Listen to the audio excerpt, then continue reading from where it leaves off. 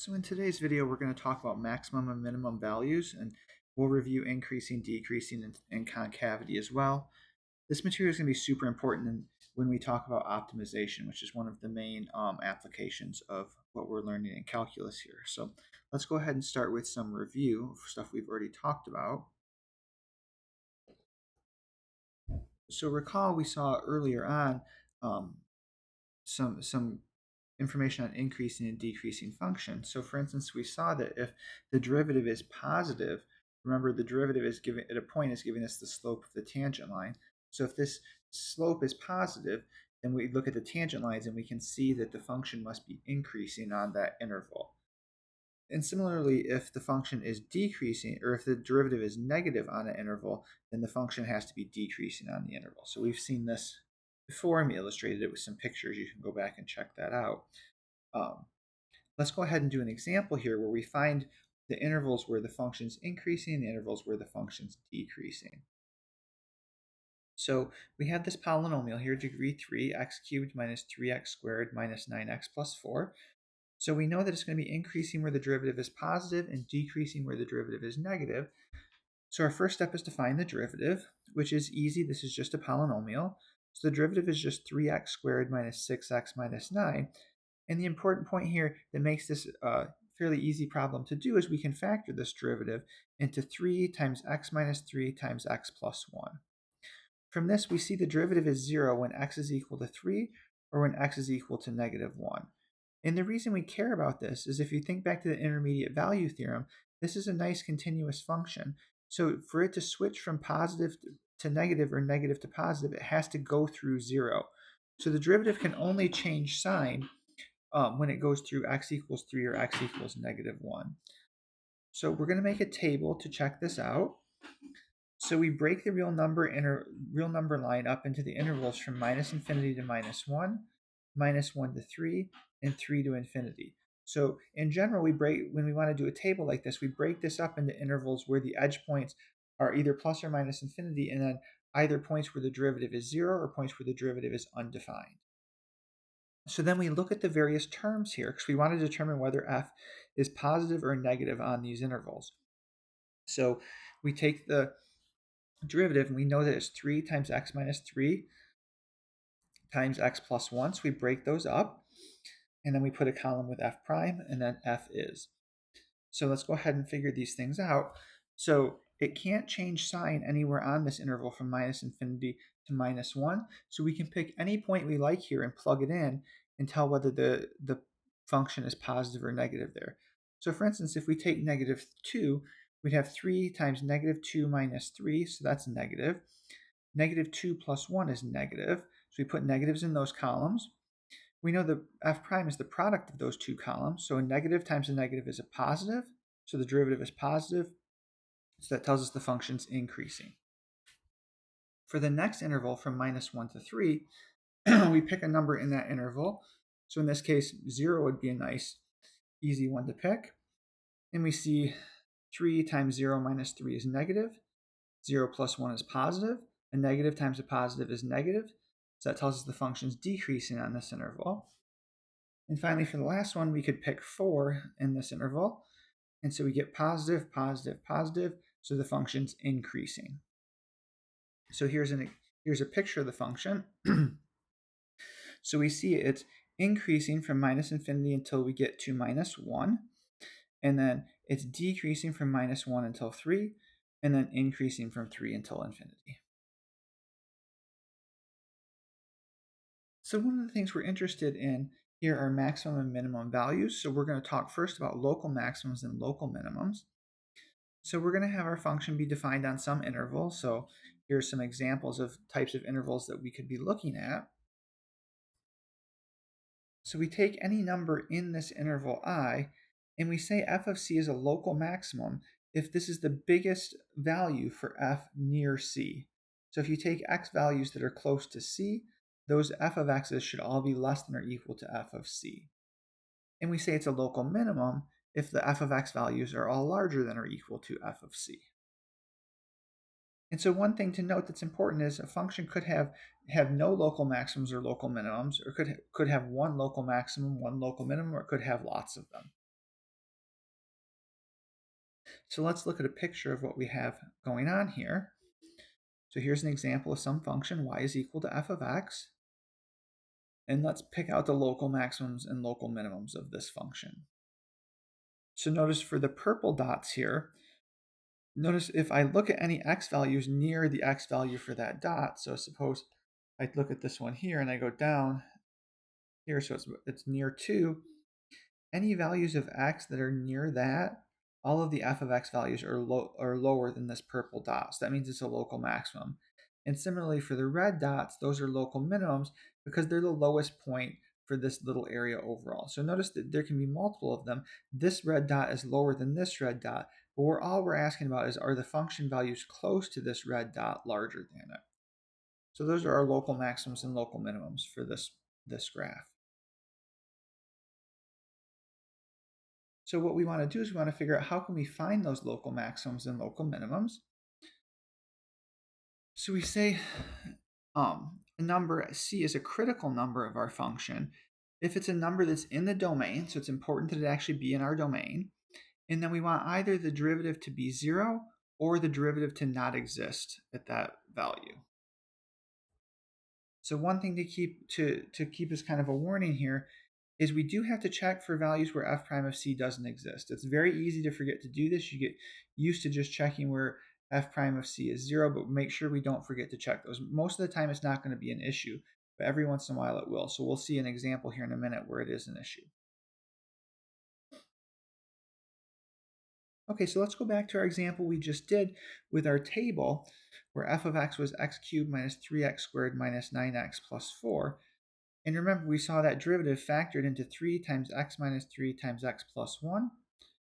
So in this case, the only places, so this f prime of x is defined everywhere, and it's 0 at x equals 3 and x equals negative 1. So x equals negative 1 and x equals 3 are our only critical numbers for this function.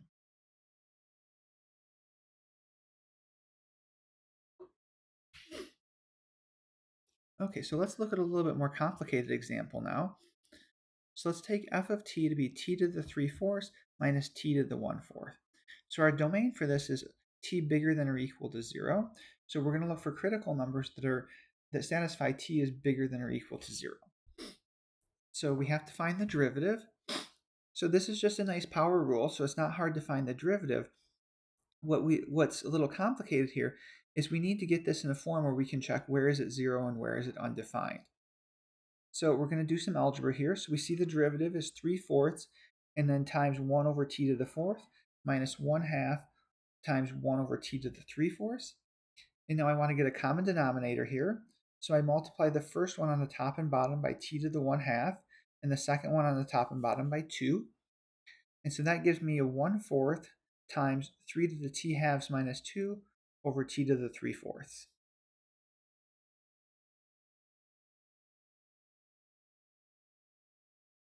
So now that we have this derivative, we can see that it's undefined when t is equal to 0 because that would give us a 0 in the denominator.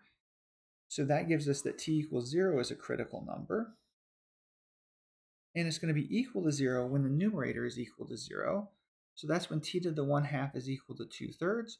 If we square both sides, that shows us that t is equal to 4/9. So our critical numbers of this function are t equals 0 and t equals 4/9. And we can see a graph here. So t equals 0 is where it's undefined. So we can see the derivative is undefined there. And then we can see that t equals 4/9 is down here. And we can see there it's going from decreasing to increasing there. So this leads us to our first derivative test. So if we have c as a critical number of a continuous function, then we have the following. If f prime changes from positive to negative at x equals c, then f has a local maximum at x equals c. And if f prime changes from negative to positive at x equals c, then f has a local minimum. And if it doesn't change sign at all, it doesn't have a local maximum or local minimum. So if we go back and look at our function here, we can see that it's decreasing until we get to 4/9, and then it switches to increasing at 4/9. So the first derivative test should tell us that this t equals 4/9 gives us a local minimum, and we can see that from the graph.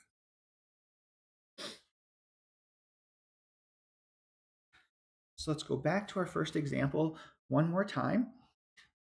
So remember, our critical numbers were at x equals -1 and x equals 3. And we saw from our table that we had f prime of x was positive on -infinity to -1, negative from -1 to 3. So that tells us that f of -1 is a local maximum because it's increasing and then decreasing. And then we also saw that the derivative was positive on 3 to infinity. So that means it went from decreasing to increasing when we hit x equals 3. So that tells us that f of 3 is a local minimum.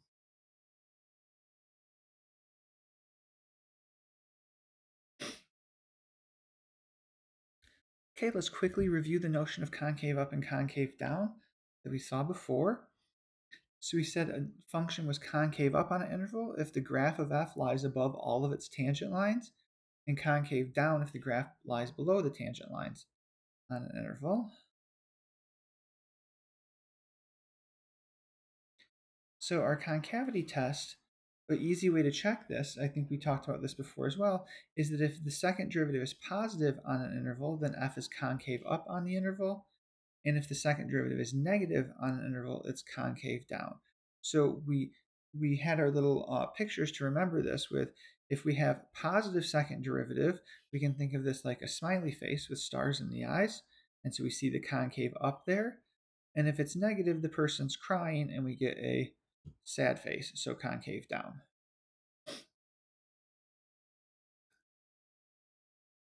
We say a point is an inflection point if the function is continuous and it changes concavity at that point.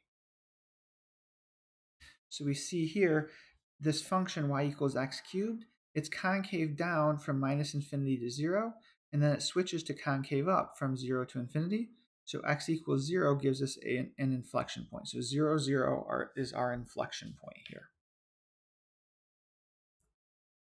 So our second derivative test. So suppose we have the second derivative is continuous around the point C. So it's continuous at C and all the values of x near C.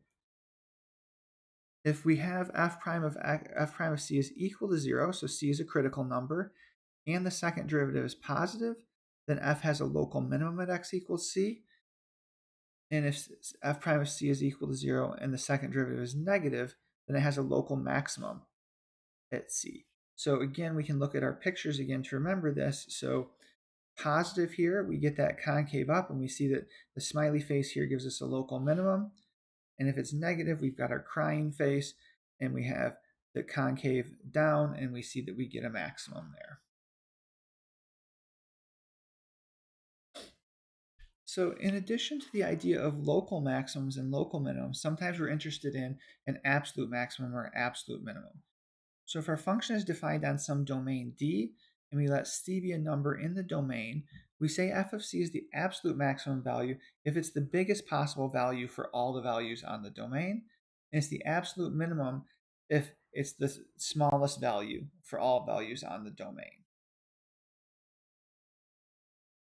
So it's not always going to be the case that we have an absolute maximum and absolute minimum, but if we have our functions continuous on a closed interval AB, then it does have an absolute maximum value and an absolute minimum value. So this is called the extreme value theorem. And again, it's important that this interval be a closed interval. So if we look at the function f of x is equal to 1 over x, and we look at the interval, say 0 to 1, it doesn't have an absolute maximum because the limit as x goes to 0 of 1 over x is infinity. So let's go ahead and look at some examples here. So consider this function that's defined from -1.3 to 3. So it's not continuing off the page here, that's the entire graph. So in this case, we see the purple dot here is the absolute maximum. Notice we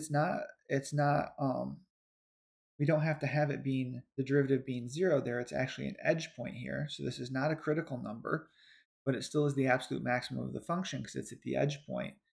And we can see the red dot does give us a critical number, and this one is the absolute minimum. So it's the smallest possible value. So how are we going to go about finding the absolute maximum and absolute minimum of a continuous function on a closed interval? So we use what's called the closed interval method for this. So we find all critical numbers of f on the open interval AB, and we're going to go ahead and evaluate what f is at this. So we saw before on open intervals, we had to figure out whether they were local minimums and local maximums. In this case, we don't care about that. We're just going to find the values. Then we're going to evaluate the function at the two edge points. And so now we have a list of values. We have all the values for f at the critical numbers, and we have the values of f of a and f of b. From these lists, the biggest one is the absolute maximum. The smallest one is the absolute minimum. So let's close this out with one example of how we do this. So let's find the absolute maximum and absolute minimum of f of x is equal to x cubed minus 6x squared plus 5. And we're going to look at this on the closed interval from minus 3 to 5. So we start off taking the derivative to find the critical numbers. So the derivative here is just 3x times x minus 4. So this is defined everywhere, so that tells me the critical numbers are only where it's 0, which happens to be when x is equal to 0 and x is equal to 4. So we go ahead and evaluate the function at that. So if I plug in 0 into f, I get 0 cubed minus 6 times 0 squared plus 5, which is equal to 5. And then if we plug in 4, we get minus 27. Now we also have to evaluate it at the edge points. We look at f of minus 3, which is minus 76, and f of 5, which is minus 20. And now we have this list of 4 numbers here. The smallest one is negative 76, so that's going to be our absolute minimum. And our largest is 5, so that's going to be our absolute maximum.